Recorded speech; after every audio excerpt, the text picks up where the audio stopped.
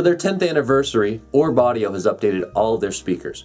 They sent us a couple different models to take a look at, the Mod1X and the Mod2X speakers, as well as the new 200-watt SubONE subwoofer. Orb is creating speakers that are small, they're unique, and they're attractive.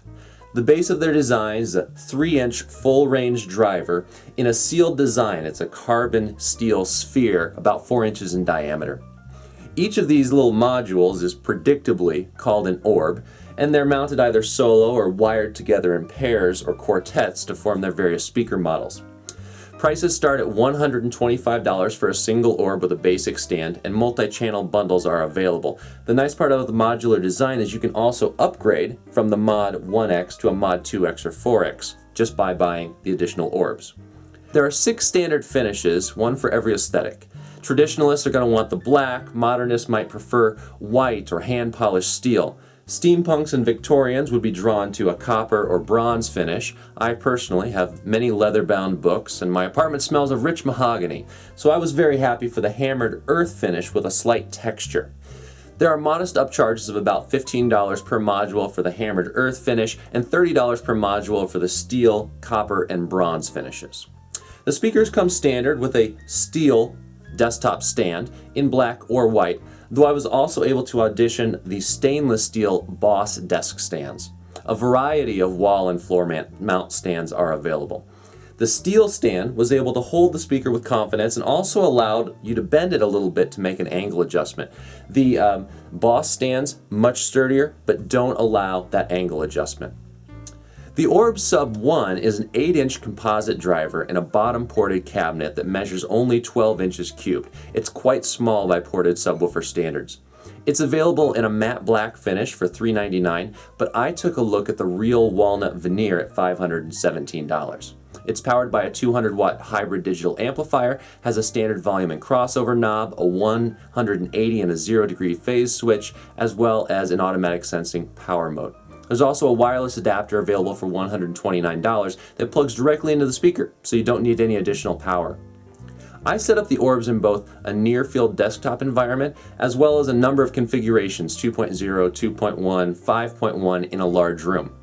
The orbs feature nicer spring terminals, which work great, but I think that the limitation here is that with the Mod2X, for example, the jumper wires and the speaker wires have to both be plugged into the same speaker terminals, so I had to use 16 gauge wire or less.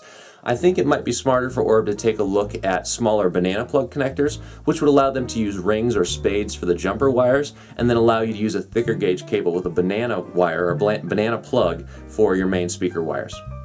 According to the published manufacturer specifications, the Mod1X is rated to 80 Hz at plus or minus 3 dB.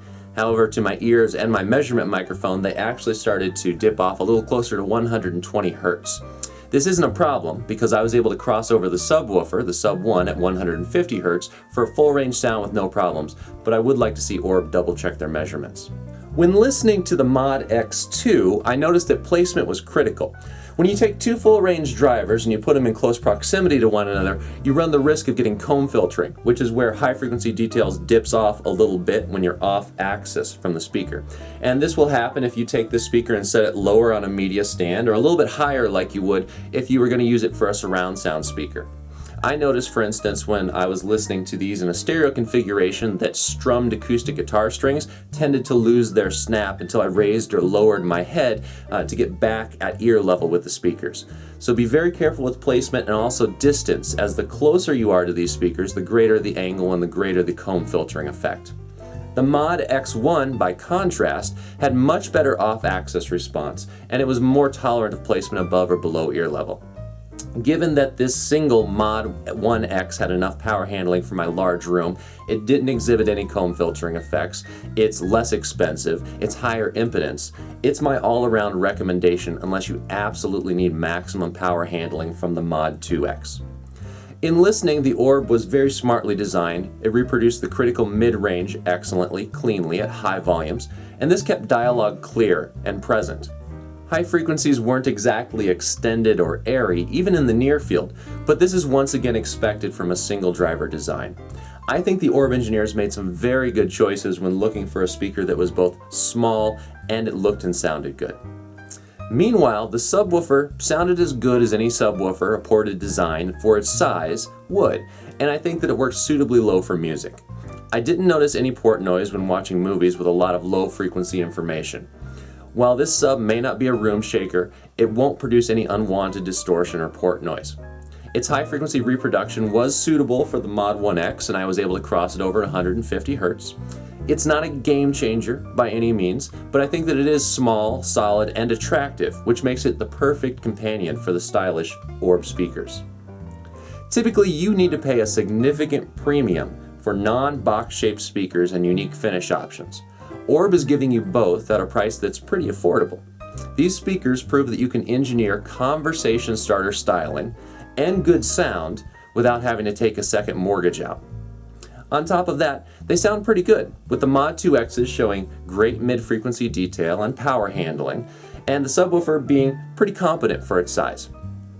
While you can get better sound for the same money out of larger, boxier speakers, you'd lose out on serious style points. If you've been living without good sound because you think that you can't afford speakers that both look and sound good, I'd really recommend that you take a look at the Orbs.